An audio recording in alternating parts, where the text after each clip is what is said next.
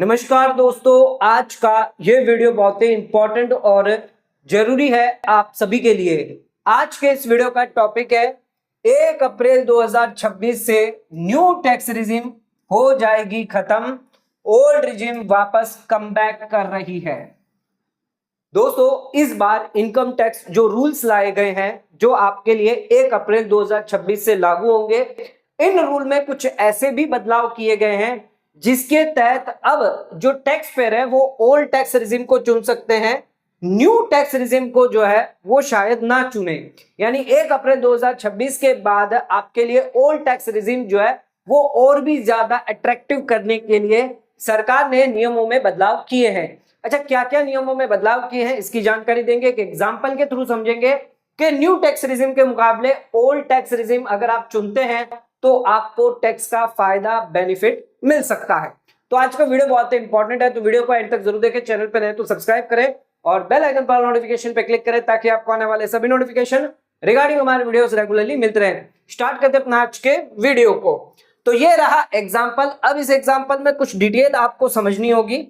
जैसे कि ये जो पहला कॉलम है ये हमारी ओल्ड रिजिम का जो पुराना एक्ट है उसके हिसाब से, यानी पुराने रूल्स के हिसाब से रहेगा। ये हम बात कर रहे हैं फाइनेंशियल ईयर 2025-26 में आपको ओल्ड रिजिम के अंदर ये कैलकुलेशन होगा। फिर ये ओल्ड रिजिम में जो ड्राफ्ट रूल्स आए हैं ये हो जाएंगे आपके फाइनेंशियल ईयर 2026-27 में। तो 26-27 यानी 1 अप्रैल से जो नए नियम लागू होंगे उसके हिसाब से ओल्ड रिजिम में, और ये ओल्ड रिजिम पुरानी जो हमारी 31 मार्च 2026 तक का क्या कैलकुलेशन होगा और 1 अप्रैल से आपका क्या कैलकुलेशन होने जा रहा है। और इसके मुकाबले न्यू रिजिम में अगर आप ऑप्ट करते हैं तो क्या आपकी टैक्स लायबिलिटी आती है।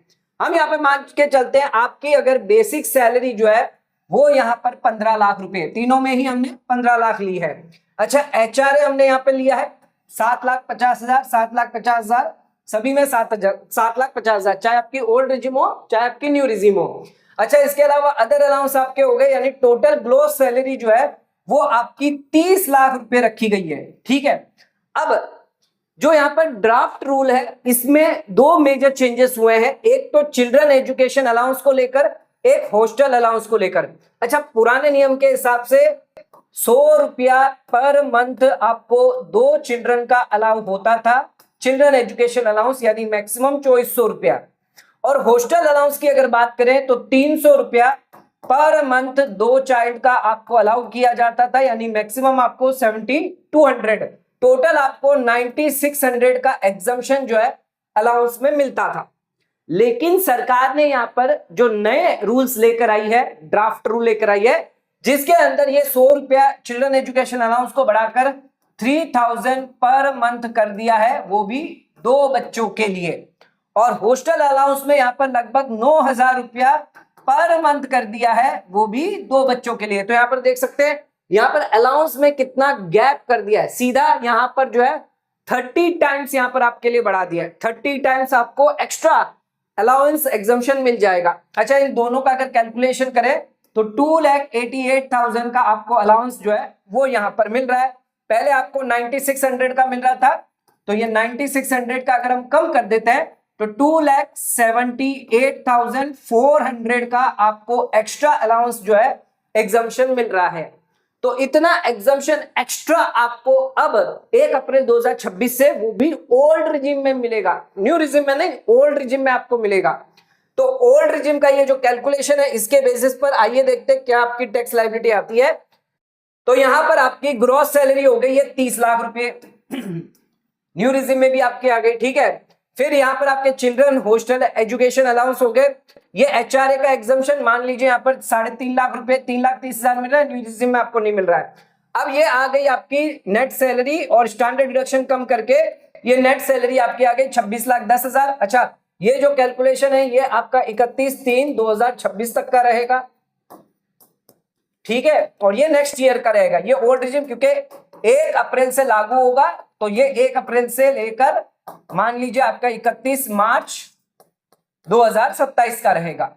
और ये 1 अप्रैल 2025 से लेकर 31 मार्च 2026 में अगर कैलकुलेट करेंगे तो ये आपकी सैलरी नेट निकल कर आएगी। यहां पर आप देख सकते हैं डिफरेंस, यहां पर सीधे सीधे 78,400 का ये निकल कर आ जाता है। अच्छा, न्यू रिजिम में आपको सिर्फ 75,000 का स्टैंडर्ड डिडक्शन ही अलाउ होगा, कोई एग्जम्पशन अलाउंस वहां पर आपको अलाउ नहीं होंगे। अच्छा, फिर एटीसी का, एटीडी का, एटीसीसीडी2 एम्प्लॉयर अगर कंट्रीब्यूशन करता है, अगर आप सेल्फ कंट्रीब्यूशन करते हैं तो ये एक्स्ट्रा डिडक्शंस जो है वो आप क्लेम कर सकते हैं ओल्ड रिजिम में। न्यू रिजिम में सिर्फ आपको एम्प्लॉयर डिडक्शन ही अलाउ होता है। आपकी टोटल टैक्सेबल सैलरी जो है वो आपकी ये आ जाती है और ये आपका टैक्स आ जाता है।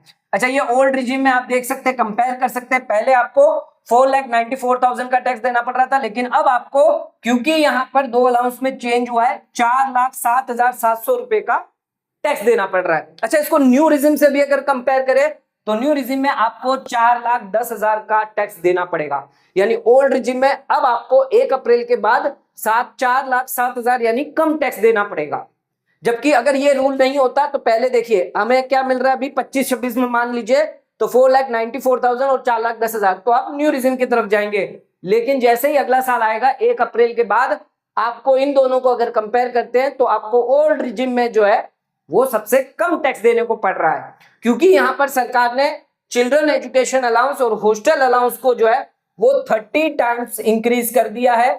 अब आपको चिल्ड्रन एजुकेशन अलाउंस में 72,000 यहां पर मिलेगा पूरे साल में और हॉस्टल अलाउंस में 2,16,000 रुपए, जिससे यहां पर आपकी टैक्स लायबिलिटी पे बहुत बड़ा इफेक्ट जो है वो देखने को मिल सकता है। अगर आपके और भी कई सारे डिडक्शन होंगे तो आपकी जो टैक्स लायबिलिटी है वो और भी कम हो सकती है, जबकि न्यू रिजिम में आपको कोई फायदा नहीं मिलेगा।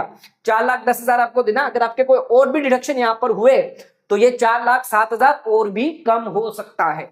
तो यहां पर आप देख सकते हैं कि सरकार ने 2 अलाउंस, जो मेन अलाउंस है children education allowance, hostel allowance, इसमें बहुत बड़ा बदलाव जो है वो किया है, जो आपके लिए 1 अप्रैल 2026 से लागू होने वाला है।